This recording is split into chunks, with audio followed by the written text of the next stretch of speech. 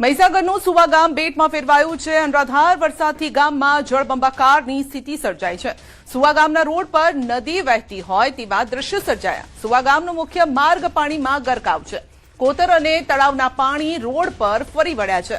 રસ્તા પરથી નદીની જેમ પાણીનો ધસમસતો પ્રવાહ જોઈ શકાય છે। નાયક ફળિયાના 25 જેટલા લોકોને સલામત સ્થળે ખસેડાયા છે। સુવા ગામનું ફળિયું સંપર્ક વિહોણું બન્યું છે અને સ્થાનિક ગ્રામજનોએ પશુઓને પણ સુરક્ષિત સ્થળે ખસેડ્યા છે।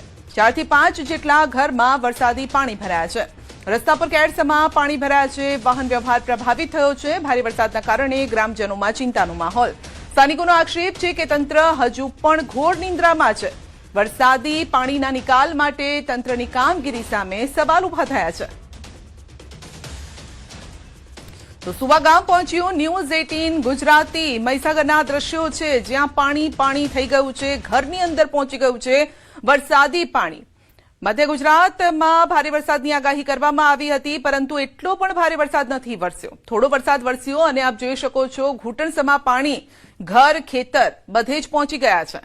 સુવા ગામના રોડ પાણીની અંદર સમાઈ ગયા છે। તો ખાસ કરીને જે નીચાણવાળા વિસ્તારો છે ત્યાં હાલત અત્યારે ગંભીર બની રહી છે, કારણ કે વરસાદનું જોર પણ હવે ધીમે ધીમે વધી રહ્યું છે। તો થોડા જ કલાકોનો આ વરસાદ અને સુવા ગામ બેટમાં ફેરવાઈ ગયું છે। મહીસાગરના દ્રશ્યો છે। મહીસાગરનું સુવા ગામ જળબંબાકારની સ્થિતિ જોવા મળી રહી છે। અનરાધાર વરસાદથી ગામમાં જળબંબાકાર અને આ દ્રશ્યો આપ જોઈ શકો જાણે નદી વહેતી હોય તેવા દ્રશ્યો છે।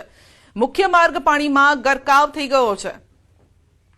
સુવા ગામ પહોંચ્યું છે ન્યૂઝ 18 ગુજરાતી પરિસ્થિતિનો તાગ મેળવવા। ભાણપુર ગ્રામ પંચાયતમાં સમાવેશ સુવા ગામે નાયક ફળિયાના 10 છાપરા જે વધુ વરસાદ અહીંયા કોતરના પાણીના વધુ વરસાદને લઈને સંપર્ક વિહોણા બન્યા હતા। ત્યાં અંદાજિત 28 થી 30 માણસોની વસ્તી છે, જેમાંથી 26-27 માણસોને આપણે અત્યારે રેસ્ક્યુ કરી લીધેલ છે અને 3 માણસોનું જે બાકી છે એમને રેસ્ક્યુ કરવાની કામગીરી શરૂ છે। અમે તાલુકા પંચાયતને મામલતદાર શ્રી ડિઝાસ્ટરને રિપોર્ટ કરેલ છે, જાણ કરેલ છે અને એમની રેસ્ક્યુ ટીમ ઝડપથી સ્થળ ઉપર પહોંચી રહી છે। મહીસાગર જિલ્લામાં ભારે વરસાદના કારણે ઠેર ઠેર તારાજીના દ્રશ્યો જોવા મળી રહ્યા છે। લુણાવાડાથી માત્ર 2 કિલોમીટર આવેલું સુવા ગામ કે જ્યાં પાણી જોવા મળી રહ્યું છે। હું દ્રશ્ય બતાવી રહ્યો છું। આ છે વરસાદના કારણે ભારે પાણી અહીંયા ગામમાં વિસ્તારની અંદર ફરી વળ્યું છે। દ્રશ્યો જોઈ શકો છો કે જ્યાં દેખો ત્યાં ઘૂંટણસમા પાણી ભરાયા છે। કેટલાક વિસ્તારોમાં અહીંયા ઘરોમાં પણ પાણી ભરાયા છે। ગામ લોકો દ્વારા સાવચેતીના ભાગરૂપે લોકોને બચાવવાની જે કોશિશ છે તે કરવામાં આવી હતી। અહીંયા પશુઓ સહિત લોકોને હેમખેમ રીતે ગામ લોકોએ રેસ્ક્યુ કરીને બહાર કાઢવાની જે ફરજ છે તે અહીંયા પડી છે। દ્રશ્યો જોઈ શકો છો। બીજી તરફ અહીંયા મકાન છે, ત્યાં ગાડી પર ધસમસતું પાણી છે તે અહીંયા ઓસરી રહ્યું છે।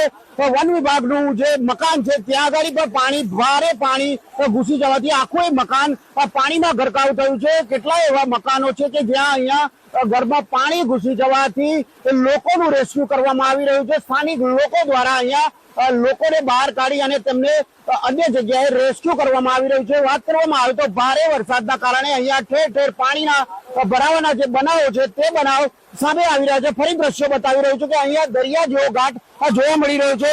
દ્રશ્યો જોઈ શકો છો કે અહીંયા પાણી એટલું પ્રવાહથી આવી રહ્યું છે કે જ્યાં પાણી રોકવું એ પણ અહીંયા મોટો પ્રશ્ન અહીંયા જોવા મળી રહ્યો છે। લોકોને નીકળવું તે પણ એક હાલાકીનો સામનો અહીંયા લોકો કરી રહ્યા છે। ત્યારે વાત કરવામાં આવે તો ભારે વરસાદના કારણે ઠેર ઠેર પાણી બનાવવાના દ્રશ્યો સામે આવ્યા છે। ત્યારે તંત્ર અહીંયા હજુ સુધી પહોંચ્યું નથી। લોકો વારંવાર અહીંયા તંત્રને ફોન કરી રહ્યા છે।